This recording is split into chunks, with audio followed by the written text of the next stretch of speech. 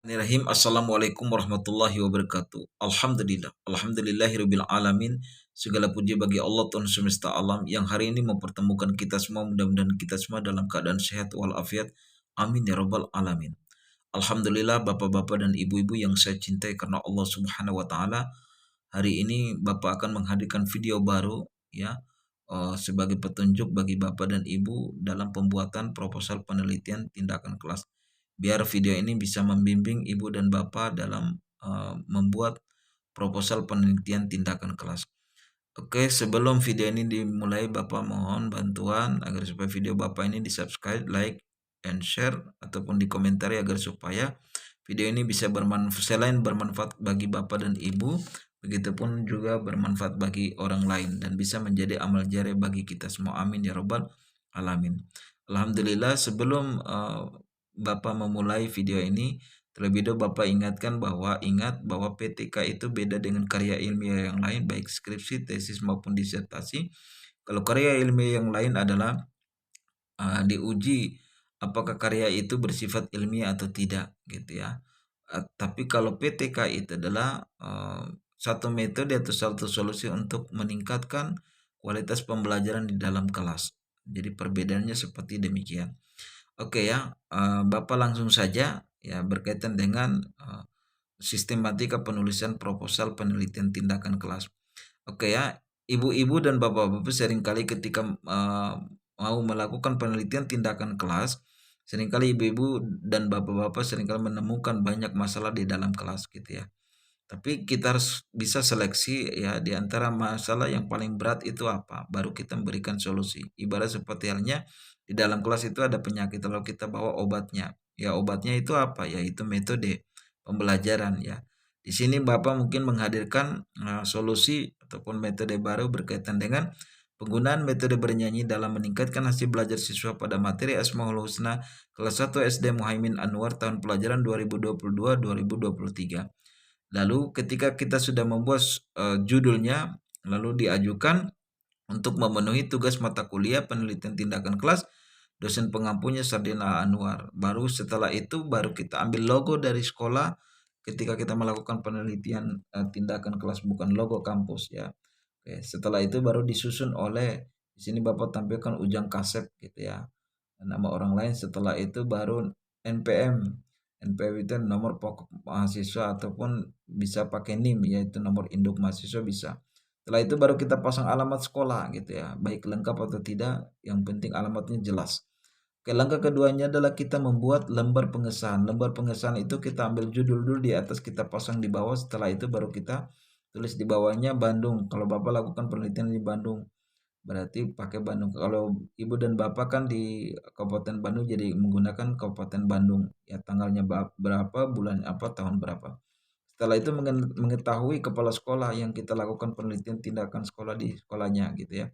Ya diminta tanda tangannya, terus peneliti, ya, peneliti itu siapa ya, kita ketua STAI Siliwangi yang punya kampus. Selanjutnya adalah mengetahui dosen pembimbing ya yang membimbing kita. Oke, ini yang Bapak ingatkan bahwa untuk penandatangannya kalau bisa untuk ketua STI jangan dulu, begitupun kepala sekolah SD juga jangan dulu ya, begitupun peneliti juga jangan dulu. Jadi semuanya itu adalah kalau seandainya semua revisi ya sudah disetujui oleh dosen pembimbingnya, sudah clear, baru minta tanda tangan dari ketua STI ataupun kepala sekolah. Kenapa? Daripada kita bolak-balik robek ataupun kita buang kertasnya ketika dicoret, lebih baik kita tunggu sampai semuanya selesai baru kita meminta tanda tangan dari ketua STI ataupun kepala sekolah. Oke, selanjutnya baru langkah ketiganya adalah abstrak. Yang harus diingat oleh Ibu dan Bapak bahwa abstrak itu adalah kesimpulan daripada pembahasan proposal kita dari mulai bab 1, bab 2 sampai bab 3 gitu ya. Jadi ketika orang lain ingin membaca proposal kita, mereka tidak perlu harus membuka per halaman, kan lama. Ya, jadi cukup mereka membaca abstrak saja, mereka sudah bisa mengetahui bahwa proposal kita itu tujuannya seperti demikian gitu ya. Oke, Bapak jelaskan singkat. Abstrak itu ya di sini Bapak tulis peneliti. Peneliti itu siapa ya, kita gitu ya. Ada juga kalau di proposal lain itu ya, abstraknya di bawah, judulnya di atas gitu, tapi judulnya kapital gitu. Terus di bawahnya kita tulis nama kita gitu ya. Jadi bukan peneliti tapi nama secara langsung. Di sini Bapak pakai latar belakang, kenapa? Ya, di sini ada yang langsung menggunakan tujuan. Apakah pasalnya saya langsung menggunakan tujuan? Boleh, boleh. Apakah ditambah dengan latar belakang? Boleh juga gitu ya. Kalau di sini kenapa kolomnya masih kurang, maka Bapak tambahin latar belakang. Kalau kolomnya udah panjang, banyak gitu ya, pasti Bapak pasang tujuan penelitian, biar di kolom daripada satu lembar daripada abstrak ini tidak terlalu mubazir gitu ya. Tapi karena masih kosong maka Bapak tambah latar belakang. Oke, di sini ada latar belakang, terus tujuan penelitian. Tujuan penelitian kita itu untuk apa gitu. Setelah itu jenis ya. Jenis penelitian menggunakan penelitian apa, jenisnya apa? Jenisnya PTK di sini. Metode pendekatannya apa? Kualitatif gitu ya. Setelah itu baru hasil penelitian yang kita lakukan di dalam kelas gitu ya. Ya, contohnya kalau di sini adalah penggunaan metode bernyanyi, dari tadinya mencapai 60%, sekarang udah 76% pada siklus 1. Selanjutnya pada siklus kedua mengalami keningkatan sampai 92% gitu ya. Jadi hasilnya kita tampilkan biar orang bisa tahu gitu ya. Oke, selanjutnya baru kita membuat kata kunci. Kata kunci di sini adalah sesuai dengan judul yang kita angkat di atas. Dan seperti yang Bapak gunakan, penggunaan metode bernyanyi dalam meningkatkan hasil belajar siswa pada materi Asmaul Husna kelas 1 SD Muhaimin Anwar tahun pelajaran 2022-2023. Kata kuncinya mana? Yaitu metode bernyanyi. Yang kedua adalah hasil belajar. Yang ketiga adalah Asmaul Husna. Kata kunci ini ya, kalau nanti di kajian teoritisnya berubah menjadi variabel gitu ya. Jadi di sini ada 3 variabel: metode bernyanyi, hasil belajar, dan Asmaul Husna. Ini ditambah dengan referensi nanti dari para pengarang lainnya gitu ya. Jadi kata penggunaan tidak perlu harus digunakan, tapi yang digunakan adalah metode bernyanyi. Dalam meningkat juga tidak ditulis lagi di kajian teoritisnya, tapi yang ditulis adalah hasil belajarnya. Siswa pada tidak perlu harus dijelaskan lagi di kajian teoritis, tapi yang ditulis adalah materi Asmaul Husna. Kelas 1 SD Muhaimin Anwar tahun pelajaran 2023 juga tidak perlu harus ditulis lagi, tapi cukup dengan hanya Asmaul Husna saja. Jadi di sini kita ambil cuma hanya 3 variabel saja. Oke, kita lanjut. Baru di sini abstrak kita pindah ke bahasa Inggris. Oke, video yang kemarin Bapak buat mudah-mudahan bisa Ibu dan Bapak bisa menggunakannya dan bisa memanfaatkannya. Jadi merubah abstrak bahasa Indonesia berubah menjadi bahasa Inggris. Selanjutnya baru kita ke kata pengantar. Ingat, kata pengantar itu kalau dalam makalah itu seperti kita bersyukur kepada Allah Subhanahu wa taala karena telah menyelesaikan makalah kita. Setelah itu kita minta saran dan kritik dari dosen ataupun teman-teman kita. Tapi kalau di PTK itu adalah kita menjelaskan lagi, yaitu dengan penggunaan metode kita ataupun judul yang kita angkat kita tulis lagi.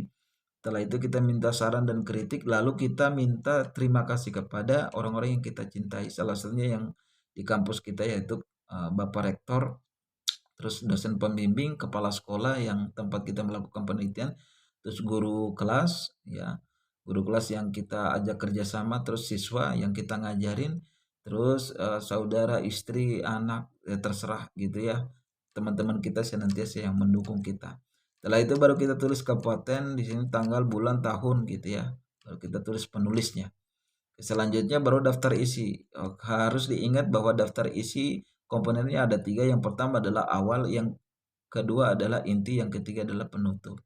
Jadi yang pertama adalah awal. Awal itu apa saja Pak Sadin? Kalau awalnya itu adalah halaman judul, yang kedua lembar pengesahan, yang ketiga abstrak, yang keempat kata pengantar, yang kelima daftar isi, yang keenam adalah daftar lampiran. Apakah menggunakan apa? Menggunakan angka Romawi, bukan menggunakan angka 1 gitu ya. Sedangkan kalau di bab 1 ya itu adalah masuk ke dalam inti gitu ya, inti pembahasan gitu ya. Inti pembahasan kajian teoritis juga sama. Setelah itu penutupnya yang mana? Penutupnya adalah metodologi penelitian. Oke, selanjutnya baru kita lanjut ke bab 1. Bab 1 di sana komponennya bab 1 pendahuluan komponennya banyak. Yang pertama adalah latar belakang. Latar belakang punya komponen ada 3. Yang pertama adalah konsep ideal, yang kedua adalah gapnya, yang ketiga adalah solusi. Pak Sadin, yang namanya konsep ideal itu seperti apa? Konsep ideal itu seperti halnya kita ingin mengangkat judul.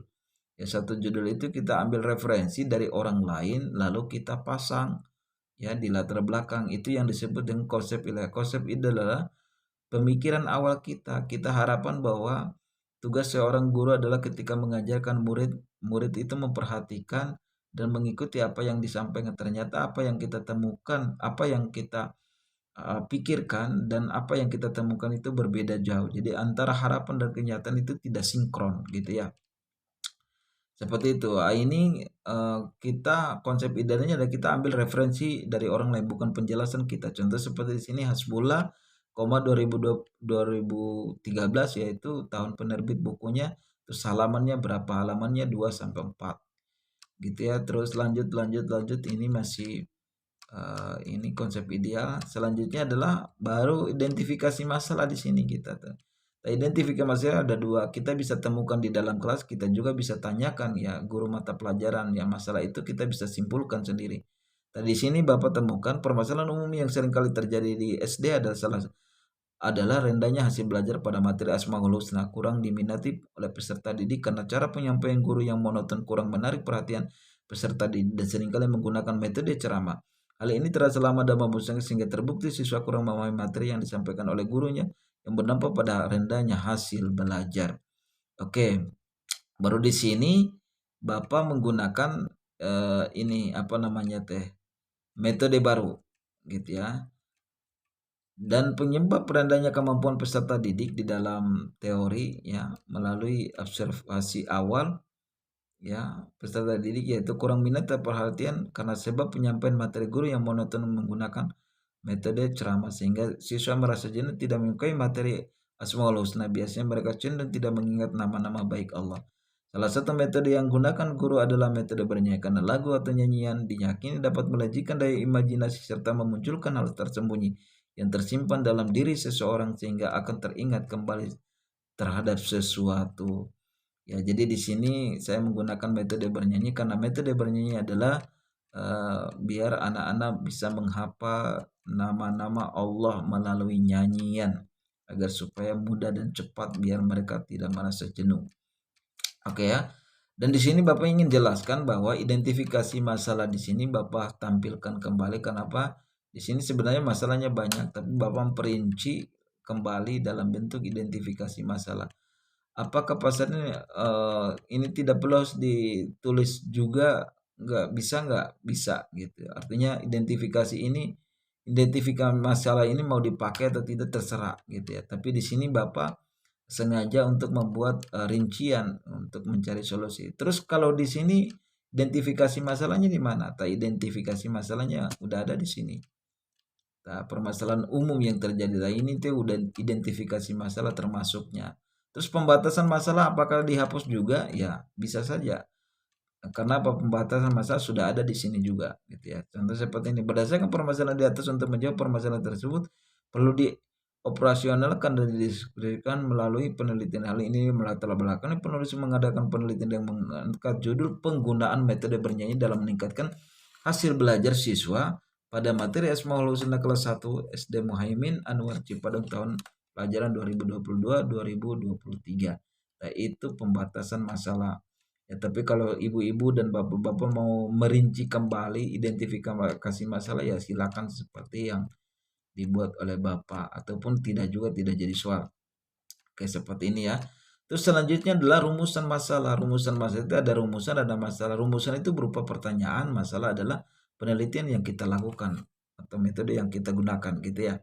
Jadi di sini berupa pertanyaan. Contohnya seperti ini. Apakah penggunaan metode bernyanyi dapat meningkatkan hasil belajar siswa pada materi Asmaul Husna di kelas 1 SD Muhaimin Anwar Cipadung tahun pelajaran 2022-2023 gitu. Itu pertanyaannya. Jawabannya di mana? Bukan di tujuan penelitian, tapi jawabannya ada di bab 2 yaitu di kajian teoritis ataupun di hipotesis tindakan gitu ya. Nanti dijawab di sana gitu ya.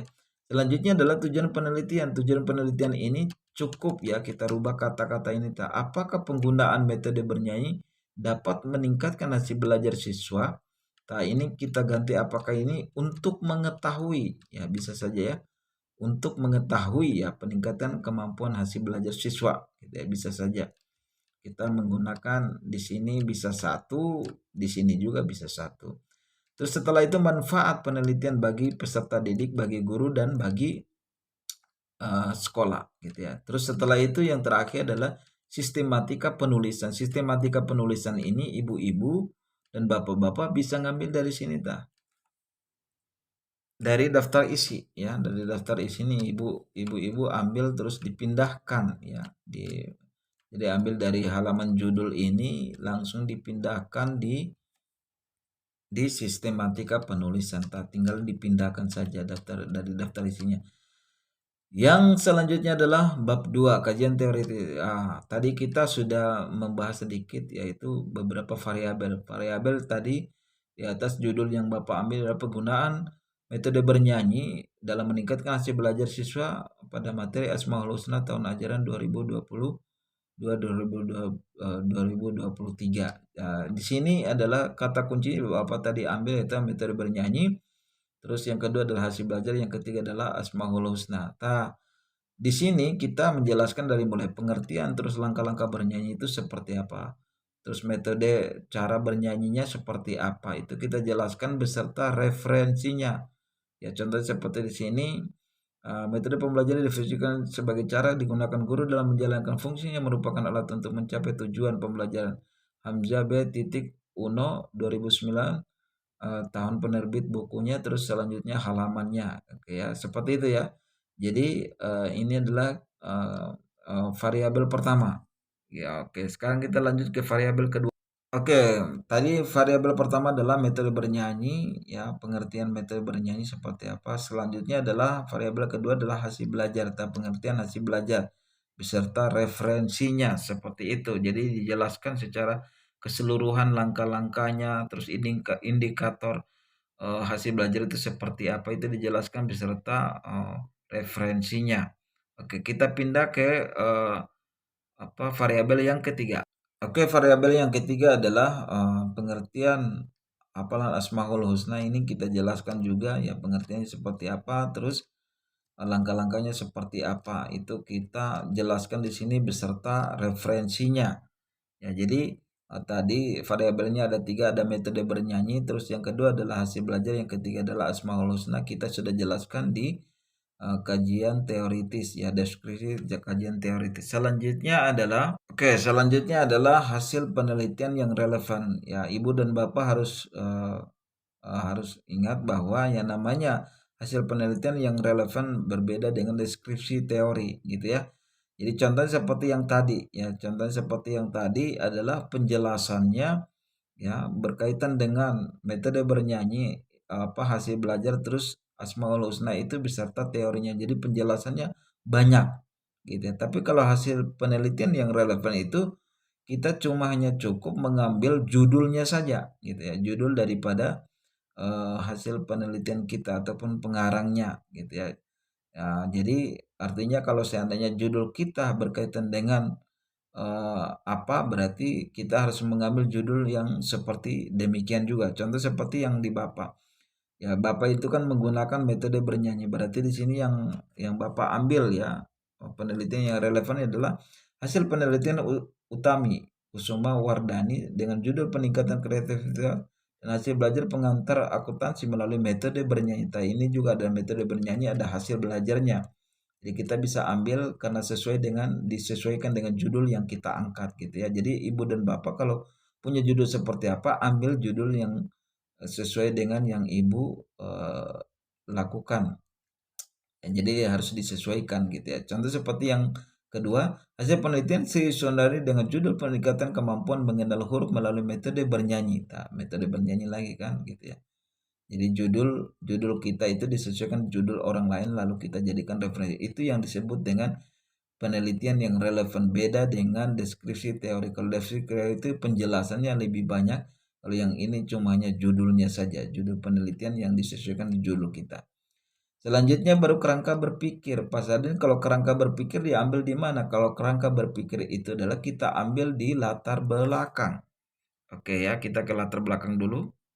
Oke ya, jadi kita ambil kerangka berpikir itu dari sini gitu ya. Jadi berawal pada observasi terhadap anak, ditemukan terdapat beberapa anak yang masih sering lupa pada saat menghafal Asmaul Husna. Anak hanya hafal beberapa saja. Hal ini disebabkan karena metode pembelajaran hafalan Asmaul Husna kurang tepat sehingga anak-anak lebih memilih untuk berbicara sendiri. Maka dari itu peneliti ingin mencoba memberikan metode bernyanyi gitu ya. Nah, di sini lalu kita pindahkan data ini langsung ke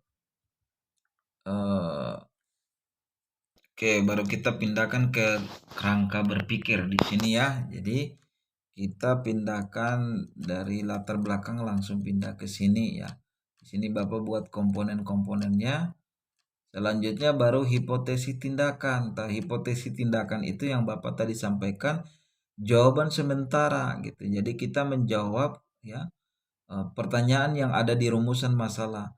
Apakah penggunaan metode bernyanyi dapat meningkatkan hasil belajar peserta didik gitu ya. Jadi kita jawab di sini penggunaan metode bernyanyi dalam meningkatkan hasil belajar siswa pada materi Asmaul Husna kelas 1 D. Muhaimin Anwar Cipadung tahun pelajaran 2022-2023 dapat meningkatkan hasil belajar. Jadi yang namanya metode bernyanyi itu dapat meningkatkan hasil belajar. Jadi tadi pertanyaan di atas, apakah dapat meningkatkan? Kita menjawab dapat meningkatkan hasil belajar. Oke, selanjutnya baru ke bab 3, yaitu metodologi penelitian. Oke ya, metodologi penelitian di sini komponennya yang pertama adalah metode jenis dan pendekatan. Jenisnya apa? Jenisnya adalah penelitian tindakan kelas PTK. Pendekatannya apa? Menggunakan apa? Kualitatif, deskripsi. Oke, selanjutnya yang kedua adalah tempat dan waktu. Ya, tempat kita melakukan penelitian jaraknya dekat atau tidak gitu ya. Kita tulis juga. Selanjutnya adalah waktu. Waktu itu ada 3 tahap. Yang pertama adalah tahap persiapan. Kita itu mau melakukan penelitian itu dari mulai tanggal berapa, bulan apa, tahun berapa gitu ya. Oke ya, selanjutnya baru setelah kita sudah selesai melaksanakan penelitian, baru kita pengumpulan data itu dari mulai tanggal berapa, bulan apa, tahun berapa gitu ya. Setelah kita melakukan pengumpulan data, ya baru kita melakukan pengecekan itu dari mulai tanggal berapa, bulan apa, terus tahun berapa ya. Setelah kita sudah melakukan, yang takut nanti ada yang kurang datanya, atau kalau seandainya sudah valid berarti kita lanjut. Oke, selanjutnya baru ke sumber data. Sumber data itu ada 2, ada yang bersifat primer, ada yang bersifat sekunder. Kalau primer gimana? Kalau primer itu ya biasa ke responden, yaitu baik kepala sekolah, guru, mata pelajaran, siswa gitu ya. Sedangkan kalau yang namanya sekunder adalah berkaitan dengan gambar, foto, kegiatan yang ada di dalam kelas, video gitu ya. Terus foto bersama anak-anak gitu ya. Itu kita ambil gambar ataupun foto di dalam kelas itu sendiri, itu sekundernya gitu ya. Video, foto, film, rekaman ya itu semua kita ambil. Itu yang data sekundernya. Terus subjek penelitian dan kolaborasi. Subjek penelitian ini siapa? Yaitu di sini ditulis subjeknya ditunjukkan pada kelas 1 SD Muhaimin Anwar gitu ya. Pada materi apa? Asmaul Husna. Kolaborasinya apa? Guru kelas, teman dan rekan kerja, dosen pembimbing gitu ya. Gitu ya. Itu kita tulis semua gitu. Kolaborasi itu orang-orang yang membantu kita, yang memfoto kita, yang memvideo kita gitu ya.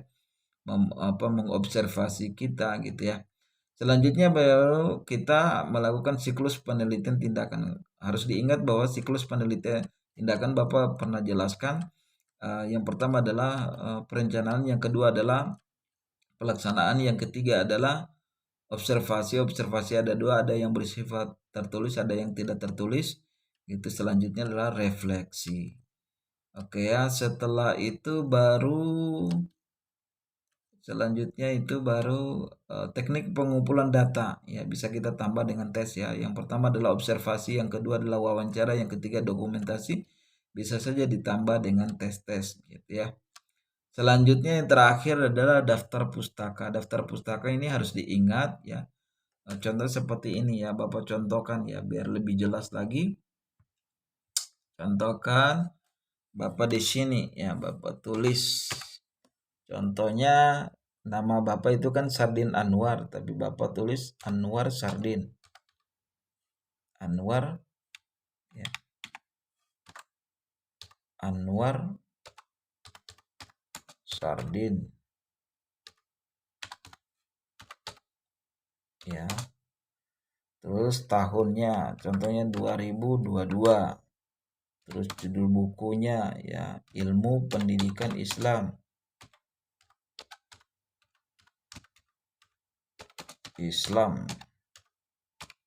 Terus setelah itu baru ke nama kotanya Bandung.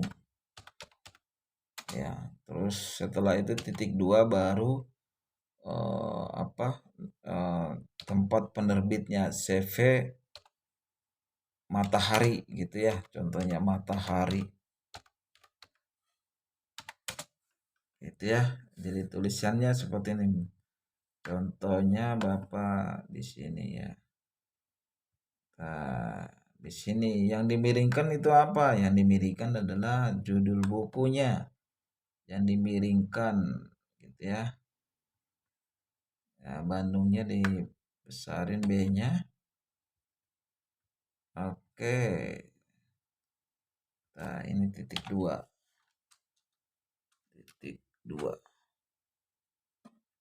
Oke, nah. Udah seperti ini ya. Ini tulisan yang benar ya, sesuai dengan karya ilmiah. Tapi kalau nanti kalau temukan sesuatu yang berbeda, itu memang sistematika setiap penulisan itu memang berbeda-beda. Setiap karena satu kampus dengan kampus lain itu mempunyai pedoman skripsi ataupun pedoman penulisan yang berbeda-beda. Oke ya, mungkin itu saja. Setelah itu baru kita lampirkan beberapa lampiran, contohnya seperti yang kemarin Bapak udah kasih ya, instrumen-instrumen baik berupa RPP, lempar observasi, soal pretest dan post-test yang kita lakukan kepada siswa. Itu kita kumpulkan kalau seandainya masih ada penilaian-penilaian kita terhadap di atas kertas meja, kita kumpulkan lalu kita fotokopi, kita tempelkan dalam lampiran. Kalaupun seandainya sudah tidak ada lagi ya kita buat dalam bentuk tabel berapa persen yang mereka mengukai kegiatan kita. Terus lembar kuesioner yang kemarin Bapak kasih itu dia ambil juga ya anak suka atau tidak suka dengan kegiatan kita itu. Kita harus tempelkan, dilampirkan di lampiran. Ya mungkin itu saja ya penjelasan dari Bapak sekilas berkaitan dengan sistematika penulisan proposal penelitian tindakan kelas. Ya mohon maaf Bapak menggunakan video seperti ini, video ya manual saja gitu ya. Karena Bapak ingin cuma hanya sekedar membantu Ibu dan Bapak agar supaya lebih mudah mengerjakan ya proposal penelitian tindakan kelas biar tidak bingung lagi. Ya, kalau bingung kalau dengan video ini mudah-mudahan tidak bingung lagi ketika mengerjakannya. Oke, mungkin itu saja. Mohon maaf atas segala kesalahan, karena kesalahan adalah milik pasar dan sendiri.